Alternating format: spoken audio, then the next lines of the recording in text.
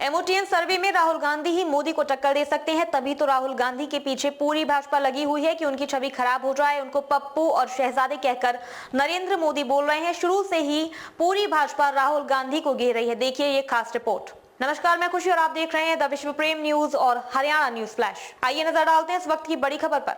मोदी से मुलाकात, India block में राहुल गांधी सबसे आगे हैं। राहुल गांधी देश के एक ऐसे नेता हैं जो ज्यादातर लोगों के निशाने पर होते हैं। केंद्र में सत्ताधारी बीजेपी ही नहीं बल्कि विपक्षी खेमे के भी ज्यादातर नेताओं की राहुल गांधी के बारे में एक जैसी ही धारणा है। और सिर्फ बाहर कौन कहे, कांग्रेस के भीतर भी स्थिति बहुत अलग नहीं है।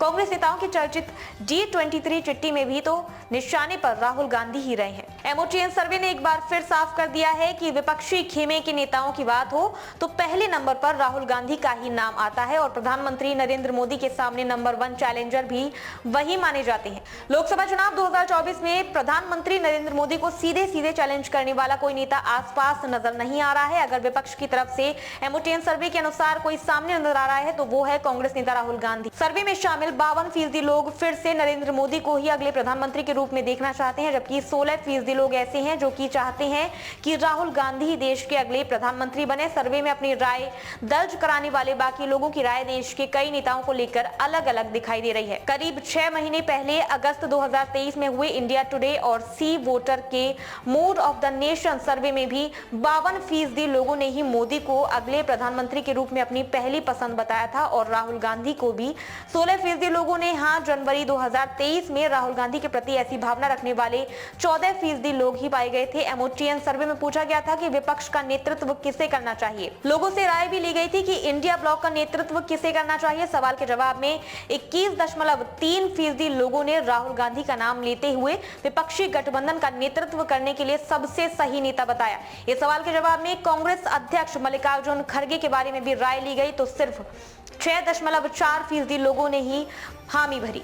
राहुल गांधी की भारत जोड़ो न्याय यात्रा को लेकर विपक्षी खेमे के नेताओं की नाराजगी भी सामने आई। कई नेताओं के बयान भी आए कि कांग्रेस ने अकेले यात्रा क्यों निकाली, इंडिया ब्लॉक के बैनर तले क्यों नहीं निकाली गई। लोकसभा चुनाव के मद्देनजर कुछ दिनों से देश में एक बहस उत्तर और दक्षिण भारत की राजनीति को लेकर भी चल रही है।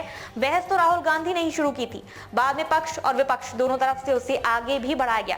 दक्षिण भारत के नेताओं का हिंदी को लेकर तो शुरू से ही विरोध रहा। राहुल गांधी ने राजनीतिक समझ को लेकर अपनी तुलनात्मक राय रखी थी और फिर सनातन के मुद्दे पर डीएमके नेता उदयनिधि स्टालिन के बयान पर तो तूफान ही खड़ा हो गया था। दक्षिण को साधने के मकसद से बीजेपी की तरफ से लगातार कोशिशें होती जा रही। प्रधानमंत्री नरेंद्र मोदी के संसदीय क्षेत्र वाराणसी में तमिल संगमम जैसा ही भारत रत्न दिए जाने की राजनीति लगती है।